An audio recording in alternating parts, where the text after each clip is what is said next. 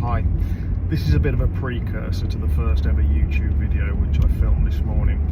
Watching it back and doing some very amateur editing, I realised I didn't even introduce myself. So I'm Stuart, this is my new channel. I suffer with anxiety, but we're going to give it a go anyway. So here's the video. Hello YouTube. Been waiting quite a long time to say that. Now, you're going to come on a little drive with me. It's going to be called Come to Work With Me. So as we drive along, I'm going to share a few thoughts, explain who I am, what I'm doing, why I'm doing it, and hopefully it might be the beginning of something interesting. So as I said, I've been waiting to say the whole hello YouTube for a long time.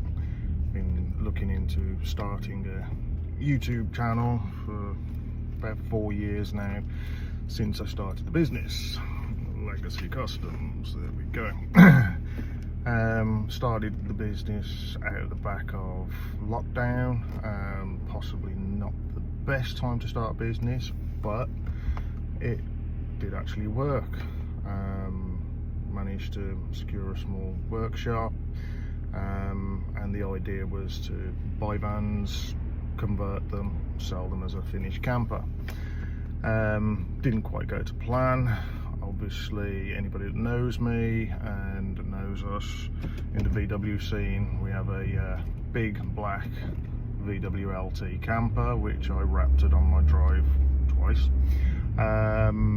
several years ago, and I joined a Raptor group on Facebook in its very early stages, and soon became the caretaker of the group. And people started asking me more and more advice about how to Raptor their vehicles, how much it takes, how long it takes, what's the process, etc. So when I explained it, and people didn't realise maybe how difficult or involved it was, people think it's a lot easier than it is, they'd be like, oh, can you just do it for me? So I was like, yeah, why not? I was going to offer raptoring as part of my services, or one of my services, and it soon became the only service. Within probably 6 months of starting the business, I was fully booked 6 to 12 months in advance doing Raptor jobs. And apart from a few 12-volt camper installs, solar installs, split chargers, diesel heaters, etc., all I've been doing since, well, probably 3.5 years ago is raptoring, week in, week out, 1, maybe 2 vans a month, without stopping, without breaks. It's just been relentless.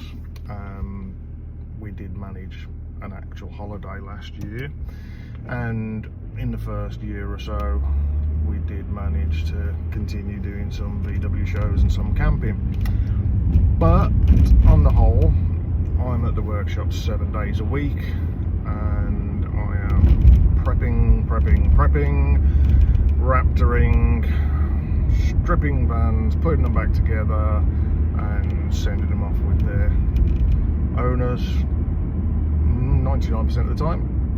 Very happy with them, which is great. I don't think I've had a dissatisfied customer so far, which is brilliant. But some of the jobs, the more intricate ones, the more interesting ones, have been experimental. One of the only people in the world that does metal flakes and pearls over Raptor, so After Effects, etc. It's new to me. It's new to a lot of other people. There are a few people that have done it since, but I don't think anyone has done as much raptoring and custom finishes over Raptor than me. Not blowing my own trumpet, it's just the way it is. I've been very lucky lucky. Since starting the business and since the Raptor train hit the tracks, I pretty much have never advertised. It's come through reputation, word of mouth, recommendation.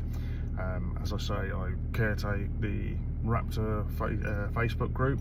We're now pushing 30,000 members on there. I offer advice, assistance. The primary role of the group is so people can Raptor their own vehicles. So I'm happy to share my process. I'm happy to give people my secrets, my tips, my ways of doing things, which may not be the best, may not be the right way, but they're my way, and that's what's worked for me. So I'm happy to help anybody do this themselves. Like I say, it's the reason the group was started, and I do like to help people. It just comes natural to me. But as I said, a lot of people will become overwhelmed with the process and how much is involved in Raptoring. We'll do a video in the future of the process. I will do more workshop videos and show you exactly what I do in the workshop. But it is an in-depth process to do the job right. It's like any spray job. If it's not done right, if it's not prepped right, it's not going to be right. Just going to pause here. I've got to pick up some milk and sugar for the workshop. We will continue shortly. Right, sorry about that. Milk and sugar bought. Got to keep stocked up for the teas at the workshop. When it comes to paint jobs and people's expectations, you can say to them, you can have two of these three things. You can have cheap, fast and good, but you can only have two. So if you want cheap and fast, it's not going to be good. If you want cheap and good, it's not going to be fast. And if you want fast and good, it's not going to be cheap. And that's one of my biggest problems, and why I'm not where I would like to be now after 4 years of really hard slog. The value is not in Raptor paint jobs. It's seen as a DIY product, which is fair enough, but you could say that about literally any other paint system, any other thing out there that a tradesman does. You know, you can do your own electrics at home, you can do your own gas at home, you can spray your car with 2K base coat and lacquer. You can do it all yourself. It's available to purchase online on the high street. You can do it. But whether you're registered, whether you're certified, whether you're experienced, whether you're a professional, that's the difference. So I can fit my own electrics, I can do my own decorating, I can do all of that. But whether I can do it as well as an experienced or certified tradesman, professional, that's a big difference. So whereas I can go out and buy a socket for a tenner and wire it in, it might cost £80 for an electrician to come out and fit it. So I've got to pay £70 for the pleasure. And it's the same with paint jobs. So you could turn around and go, oh, it's only £500 worth of paint to paint my van. And I'm going to turn around and go, well, in reality, it's probably closer to £1,000 when you worked in how much paint you need and then added a bit extra because you're short. And then you've got your primers, and then you've got your consumables, all the prep gear, all your sanding discs and your thinners and your panel white. Not to mention, you know, the workshop itself. It doesn't come free.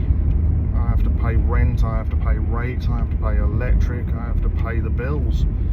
So, you know, when I'm looking at around £3,000 to £4,000 a month overheads, and you turn up to me and ask me how much it is to paint your van, and I say £6,000, I'm not actually earning that much. You know, you might say, well, there's £2,000 profit after all your costs.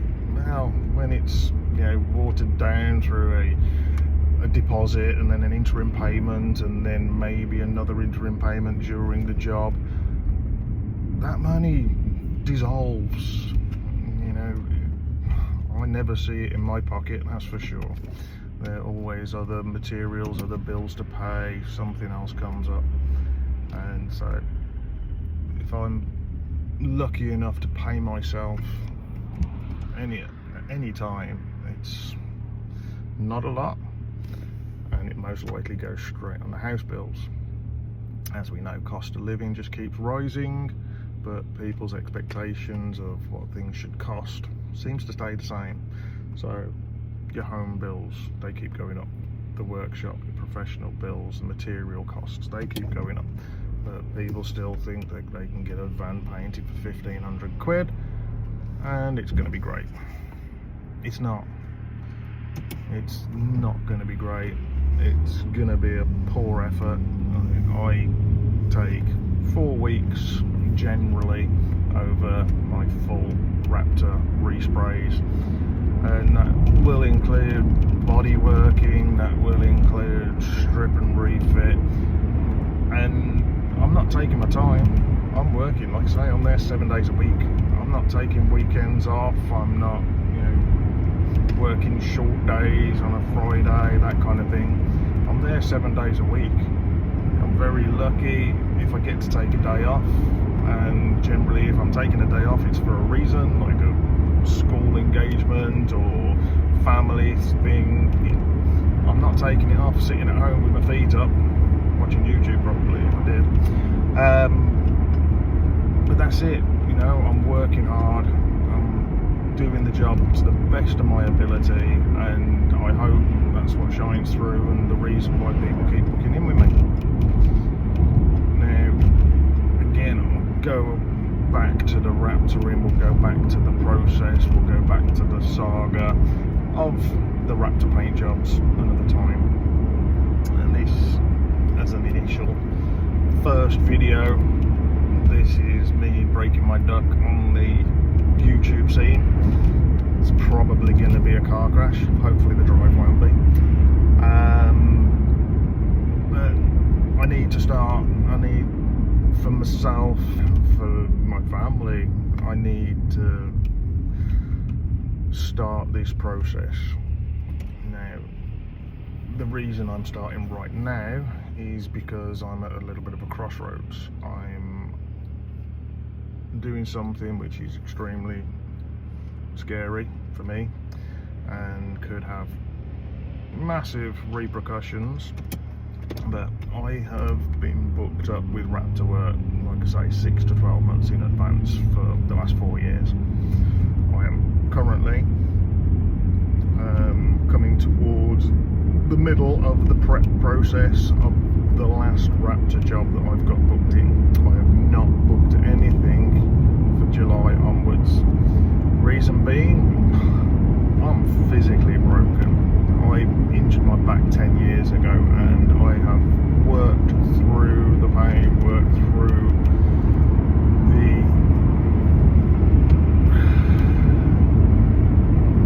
I've worked through it as best I can. For the first few years it was very difficult, but for the last 4 years, as I say, I came off all pain medication. I stopped the tramadol, the amitriptyline, the naproxen, the morphine patches. I stopped going to the doctor. I was fed up because they were just shoveling pain meds down me which weren't actually taking the pain away, and it was just making me drowsy. I was up and down like a yo-yo. Things would start working and then stop, and again, that's a whole nother video, I guess. So when I started Legacy Customs, I was like, right, that's it, all the pain meds can go, went cold turkey, just stop taking all pain meds. So I've been in pain 24 hours a day 7 days a week with my back, for the last maybe 10 years, just over 10 years actually. And so I'm working, I'm prepping, I'm painting, I'm lifting, I'm pulling, I'm pushing, and it's not doing my back any good. My shoulders are shot, rotator cuff problems, elbows are shot, tennis elbow both sides, wrists, hands hurt all the time. Going through the winter, it's not good. Even now, in the warmer times, hands are killing me. And it's just pure physical, manual labour with the prepping, with the painting, and as I say, it's relentless. As soon as one's done, the next one's staring at me waiting to be done. So I need a break, I need a change, I need to do something different. So the plan is to revert back to the original plan and actually do a conversion. And I don't want to mess around with a crafter or a sprint or a transit. There's thousands of people out there doing them, have done them, will do them. They don't interest me. I'm going for something a bit bigger, and hopefully it will be the answer, or at least part of the answer to helping the business initially, because the business needs to make money, otherwise the business won't be there much longer. And it needs to help me physically, doing different things. Mentally it will be challenging, but it will also be helpful because I will get to be creative again. I like working with wood, I like working with electrics, etc. So doing a conversion, there's a lot of skills that go into a full conversion, especially a big one. So that's the plan. So as soon as this current job is done and out, I think I've got a repair job on a Sprinter, and I've got a couple of smaller jobs which need finishing and have been hanging around.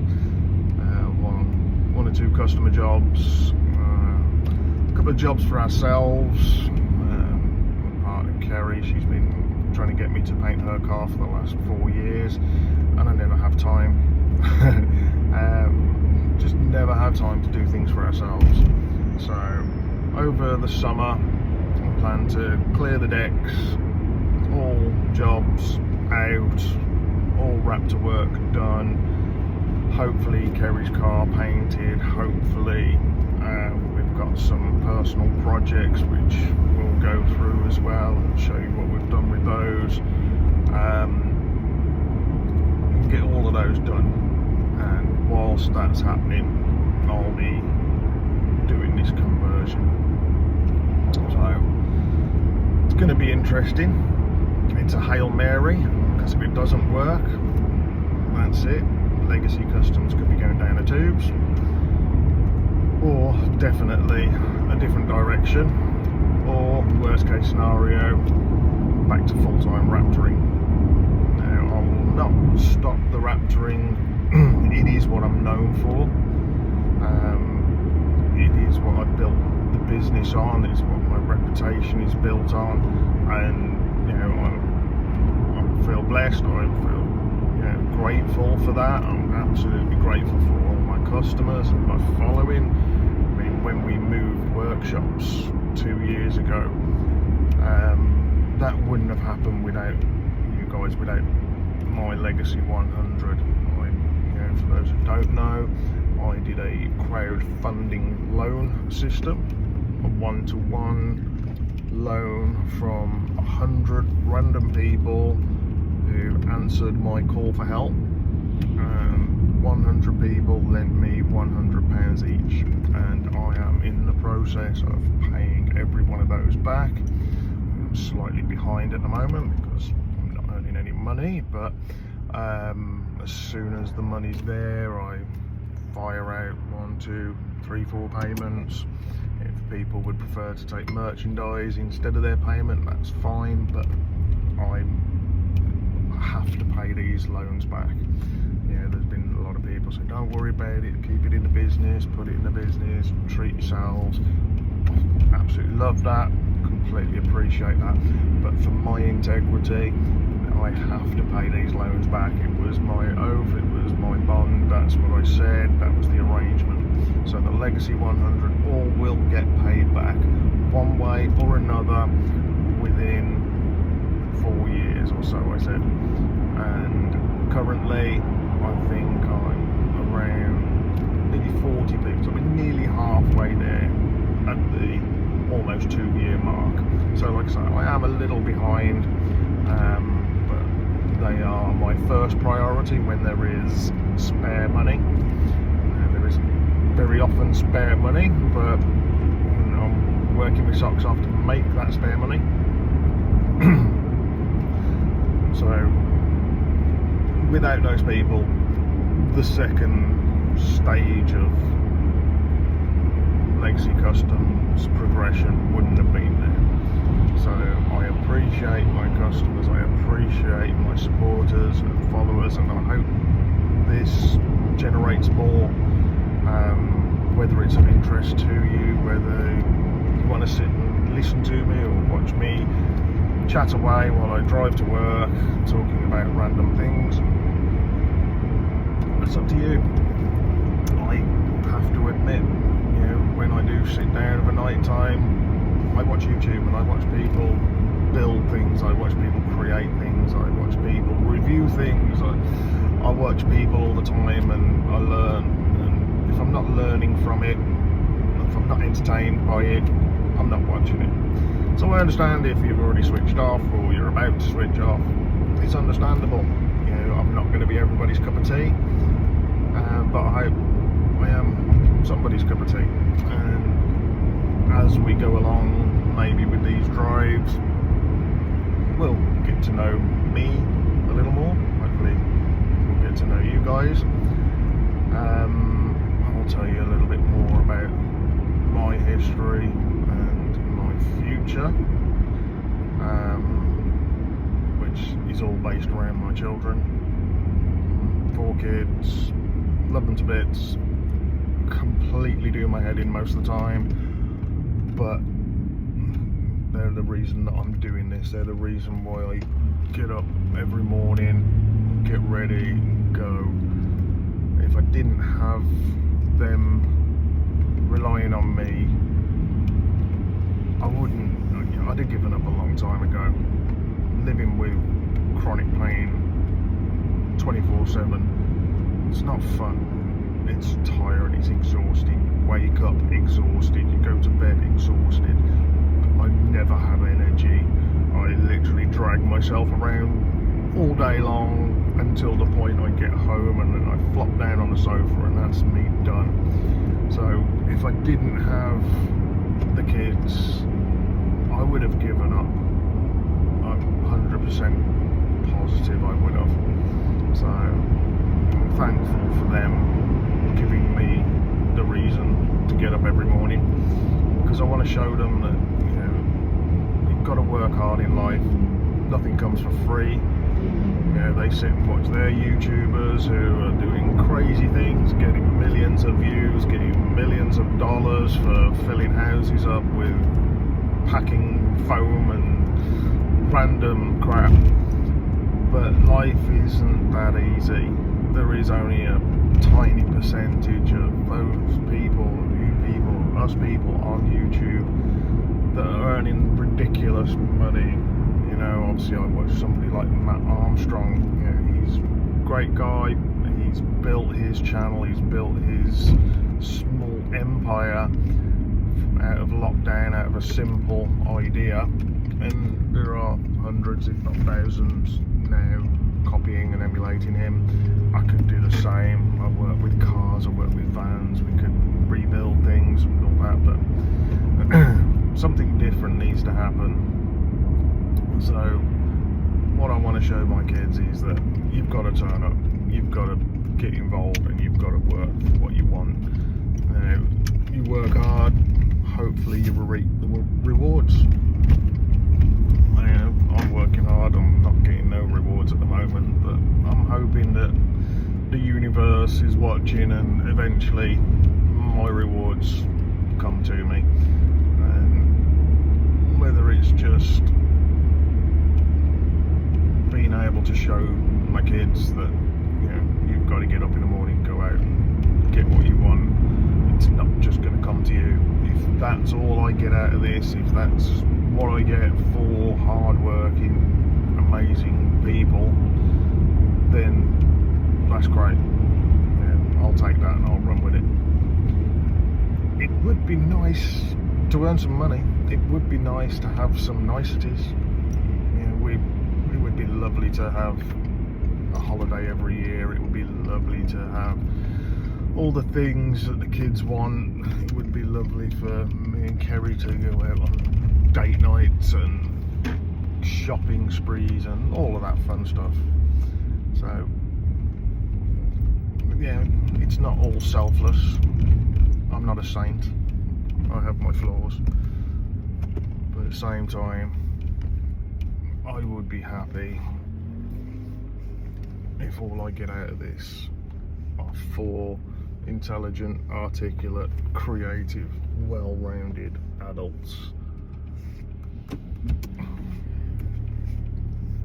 So we will see. Anyway, we're here, we're at work, so it's time for this part of things to commence, and catch you on the next video. Take it easy.